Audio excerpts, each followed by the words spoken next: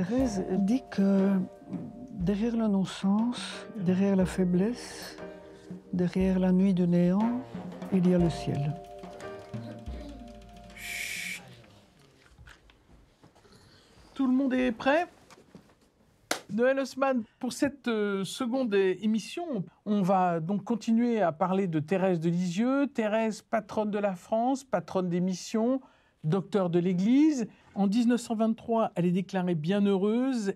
Elle est déclarée sainte ensuite en 1925. Lisieux, c'est le deuxième lieu de pèlerinage en France, après Lourdes.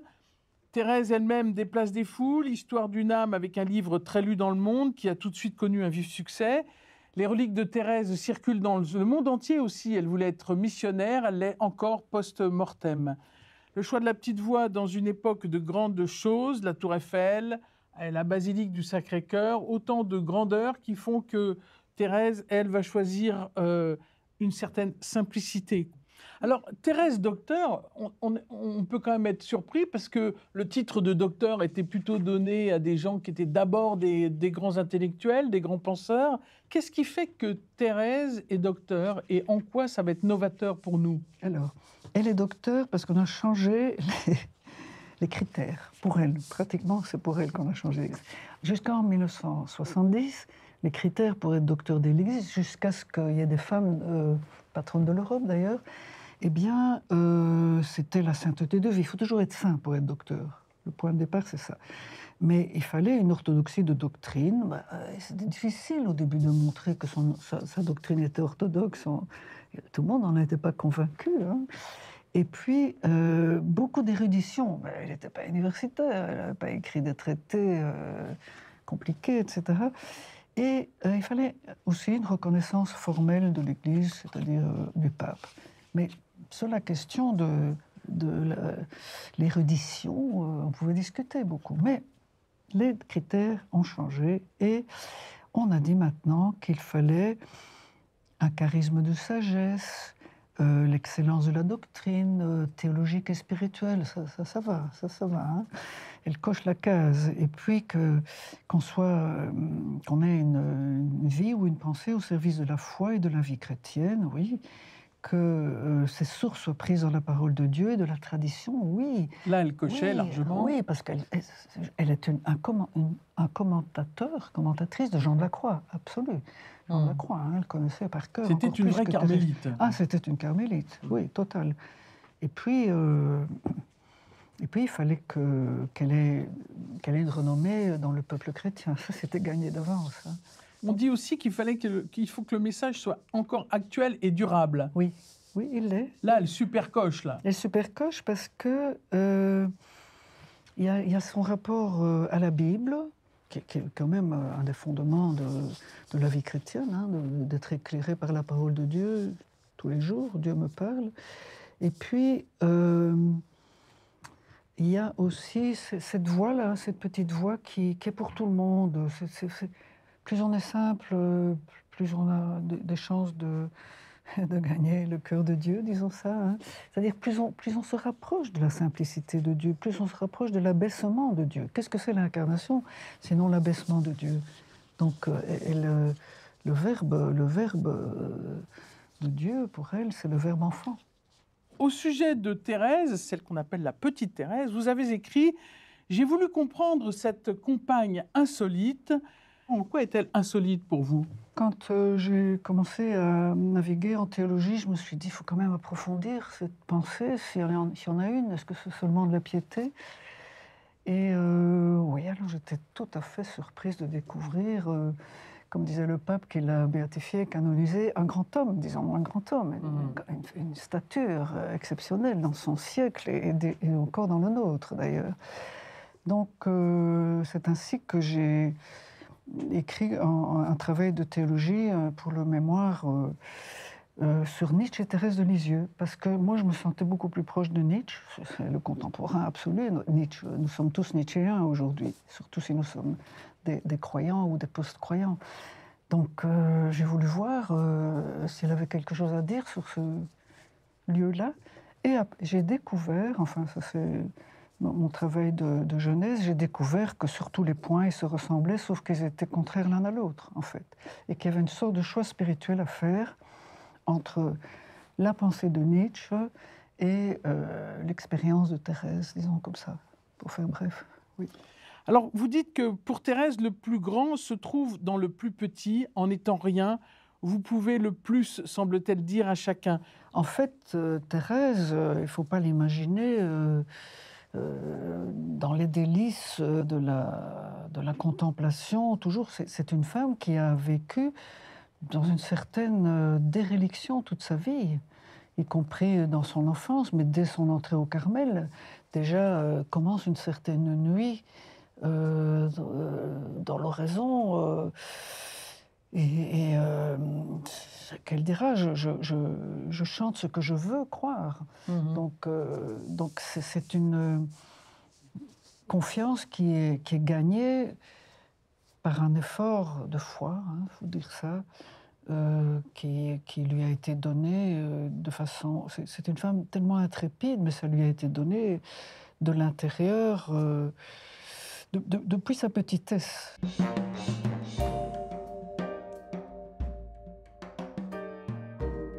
Dans la troisième partie d'Histoire d'une âme, il y a donc ce fameux manuscrit C qu'elle écrit en 1897. Et là, elle dit qu'elle vit des temps difficiles. Elle écrit « Je voulais exprimer ce que je ressens, mais hélas, je crois que c'est impossible. » Et il lui arrive une aventure en 1896 qu'elle va raconter, justement, ce fameux carême où Jésus lui fait sentir qu'il y a des âmes qui se perdent. Et elle va parler par l'abus des grâces qu'elle a reçues. Il va falloir qu'elle se donne encore, qu'elle donne quelque chose, qu'elle renonce aussi. Elle veut partager le pain de la douleur avec les pécheurs, comme Jésus a partagé la table des pécheurs. Et dans ce lieu qui peut être un lieu de blasphème, faire entendre le cri de l'amour. Donc elle veut bien, même que ça dure jusqu'à la fin du monde. Cette compagnie des impies qui n'ont pas la foi, pour lesquels elle se sent particulièrement missionnée, disons comme ça. Donc c'est très paradoxal de voir cette très jeune religieuse dans un petit Carmel de province, en mode surprotection de tout son entourage, se dégager comme ça de tous les poncifs de son époque et désirer de façon très missionnaire, être aux plus grandes extrémités de l'amour et de la miséricorde. Mais il y a quelque chose de l'amour qu'elle a compris, de cet amour avec le Christ qu'elle partage, qui va lui être caché, qui va lui être comme ôté aussi. Oui. Ça va être le temps de la grande épreuve, si j'ose dire. Oui, qu'elle ne craint pas de nommer une épreuve contre la foi. Ce n'est pas l'épreuve de la foi, comme on pourrait s'attendre dans un monde carmélitain, la foi est mise à l'épreuve. Non, c'est une épreuve contre la foi. Pas une épreuve contre l'amour, mais une épreuve contre la foi quand elle se trouve affrontée à la voix des ténèbres qui lui disent, en se moquant d'elle, « Avance, avance, tu crois atteindre le monde lumineux auquel tu aspires, mais non, tu ne trouveras que la nuit du néant. » Ces accents-là sont nietzschéens. Et elle dit elle-même, dans son récit, puisqu'elle est en train de parler à sa nouvelle prieure, Mère Marie de Gonzague, elle dit elle-même dans son récit, il faut que j'arrête, parce que sinon je vais blasphémer. Elle va avancer dans le noir, dans les ténèbres. Elle parle de brouillard, elle dit c'est un brouillard qui s'épaissit et c'est un mur qui s'élève jusqu'au ciel. Je ne vois plus le ciel auquel j'aspire, je ne le vois plus. Le mur me cache tout. Et elle dit, quand il y a un moment de lumière, les ténèbres après ne sont que plus épaisses. Oui, oui. Oui, c'est la tentation de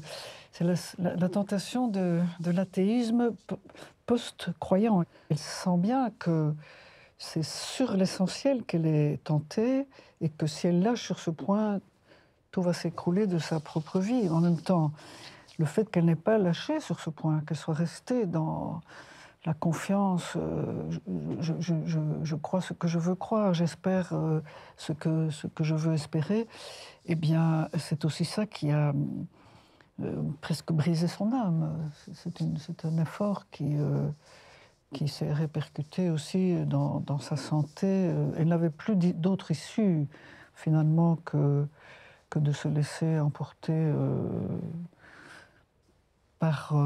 oui, par ce flux de vie qui lui venait de l'extérieur.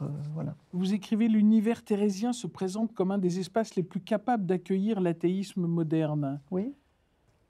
Oui, parce que dans sa pensée, on voit très bien ce qu'il en est de la reconnaissance ou de la négation de la création. Est-ce qu'on est enfant de Dieu ou est-ce qu'on est enfant de soi-même? Est-ce qu'on est auto-généré? Est-ce que, ainsi, la liberté, elle décide ce qu'elle veut, comme elle veut, quand elle veut? Je parle comme Nietzsche ici. Est-ce que l'écriture qui nous est donnée, ce n'est pas une fiction totale? Enfin, ce qu'il y a de plus fort dans les fictions poétiques de l'humanité, mais il suffit de renverser tout et on se retrouve à l'envers, on se retrouve créateur de soi-même, on se retrouve à l'inverse ce qu'elle nous dit de l'enfance, qui est d'être enfant de Dieu, le Père, le bon Dieu. Et puis, et de l'autre côté, ce qu'il en est de l'amour, est-ce que l'amour est auto-suffisant? Est-ce qu'il suffit de s'aimer soi-même et puis c'est bon? Est-ce que aimer autrui n'est pas toujours une illusion? Est-ce que le Christ qui est venu parler de la charité et du salut des autres n'est pas le plus grand naïf de l'histoire? On ne met pas en cause l'existence du Christ. On dit que ce qu'il a voulu apporter sur la terre, c'était la naïveté totale. Et donc, dépassons ce temps et soyons-nous des inventeurs d'une vie nouvelle, des inventeurs en continu de tout ce qui est nouveau. Et dès que nous avons trouvé quelque chose, nions-le parce que nous allons ainsi aller plus loin. Mais Thérèse, elle, va surmonter ce désespoir-là. Oui, oui, par plus de confiance. Oui, je crois ce que je veux croire. Hein, donc, par plus de confiance dans ce Dieu tout petit qui s'est livré sans défense. Voilà. Vous dites l'enfer n'est que l'envers de l'amour. Oui. Et ça, elle a goûté, j'allais dire, aux deux. Oui, oui. Puisqu'elle pense que même dans le lieu, ce qu'elle appelle le lieu de blasphème, on peut encore,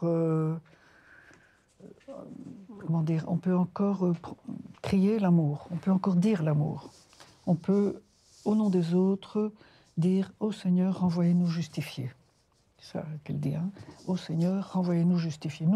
Nous qui sommes à la même table, je mange le pain de misère avec les autres et je dis au nom de tous mes frères, elle les appelle ses frères, « Seigneur, renvoyez-nous justifiés ». Parce que vous êtes la justice. Là, on a la justice. Et elle dit nous, elle dit pas moi. Elle dit non, ouais. Elle est là pour les autres. Elle est là pour les autres. Oui.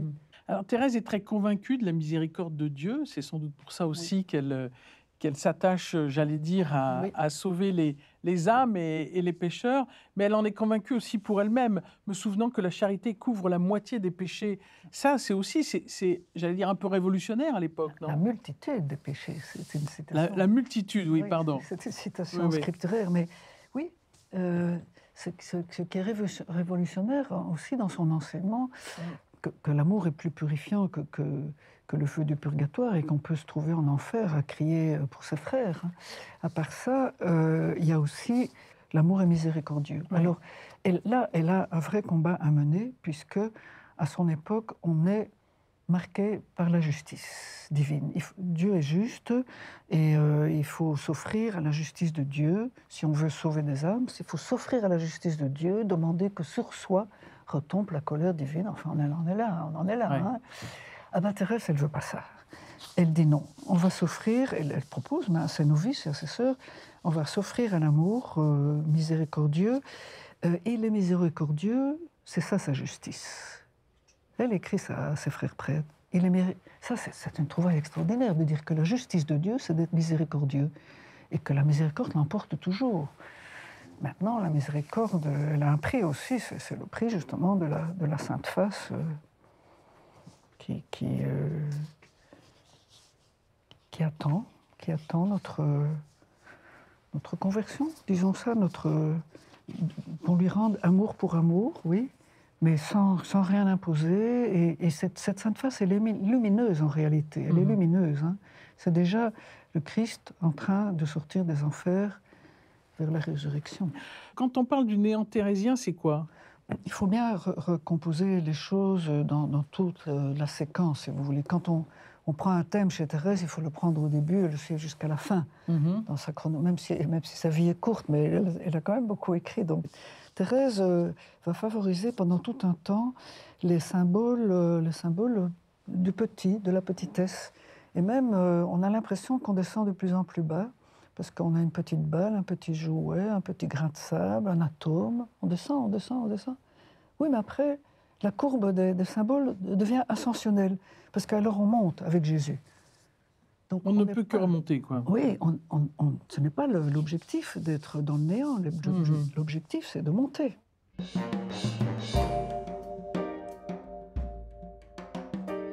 Quand Thérèse parle elle-même de sa prière, elle dit la prière, je dis tout simplement au bon Dieu ce que je vais lui dire sans faire de belles phrases et toujours il me comprend. Et là, tout d'un coup, on a l'impression d'être dans quelque chose de très simple, j'allais dire très ras et pâquerette, quoi. Oui.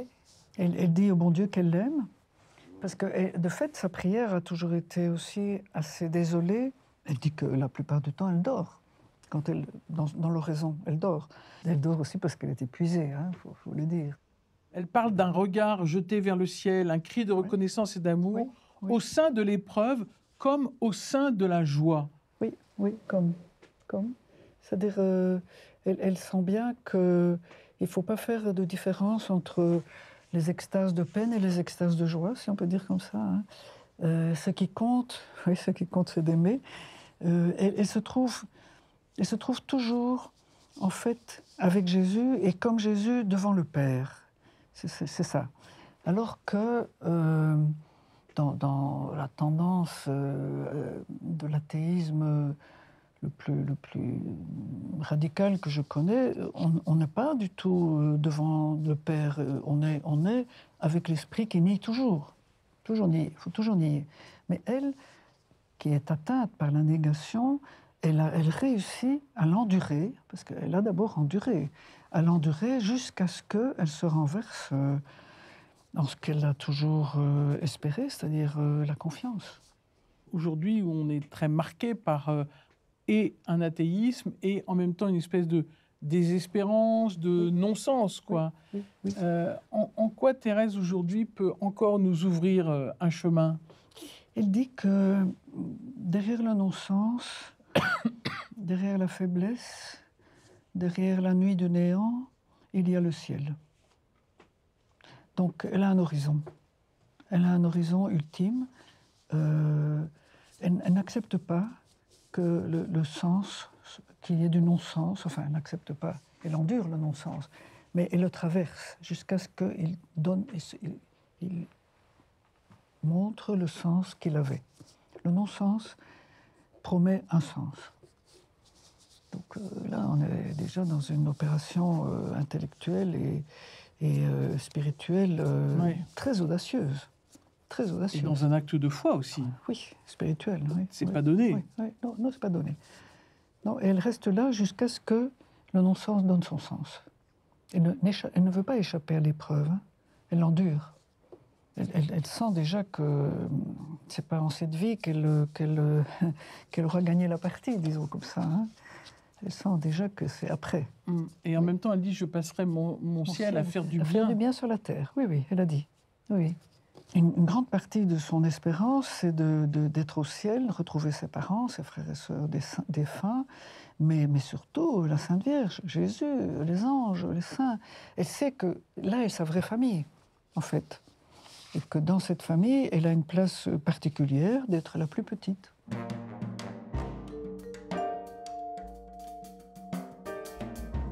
On On a parlé de l'histoire d'une âme, qui est donc aussi extrêmement lue. Il y a plus de 500 millions de lecteurs. Après la Bible, c'est le livre le plus lu en français, oui. Oui. Mais Thérèse a écrit aussi des poèmes, des petites pièces et tout ça.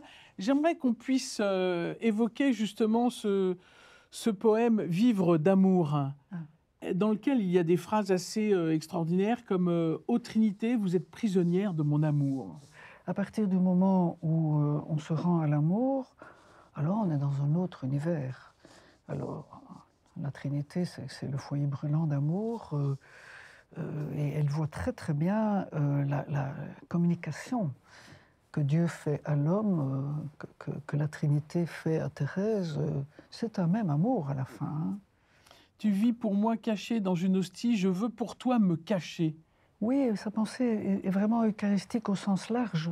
C'est-à-dire, l'Eucharistie, ce n'est pas seulement le temps de la messe et de la réception de la communion, que d'ailleurs elle ne pouvait pas recevoir souvent à son époque. Donc elle a une pensée qui a creusé la présence, la communication des présences dans l'Eucharistie. Alors l'Eucharistie s'étend jusqu'où va l'amour. Hein. À travers les écrits de Thérèse, au-delà du vocabulaire un peu désuet, est-ce qu'il n'y a pas aussi l'esprit qui souffle largement?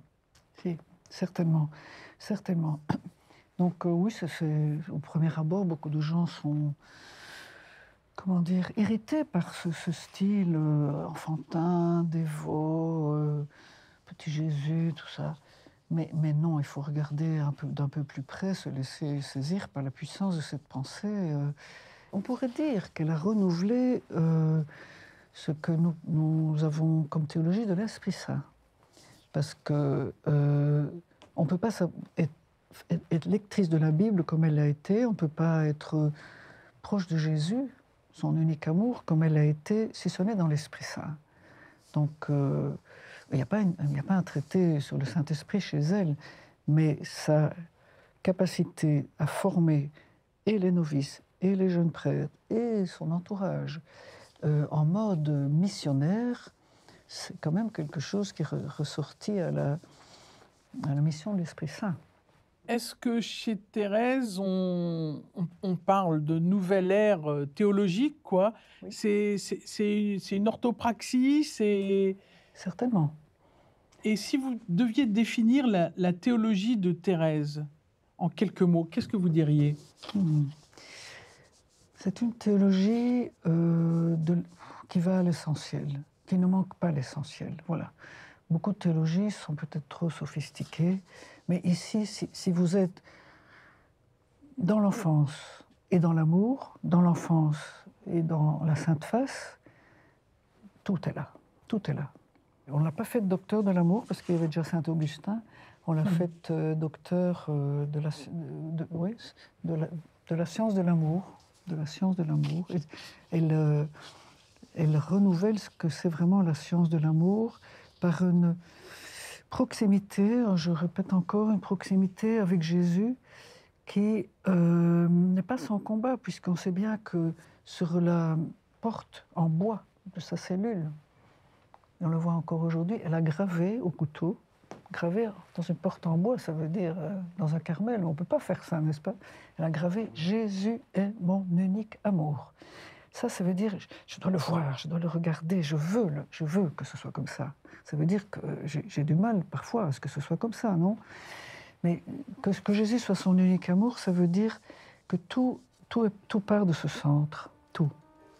Sa vie, sa mort, ses affections, ses désaffections, enfin... En tous les cas, ça donne envie d'être plus en compagnie de cette femme si cachée et si présente. Merci. Si vous vous y risquez. Merci Noël.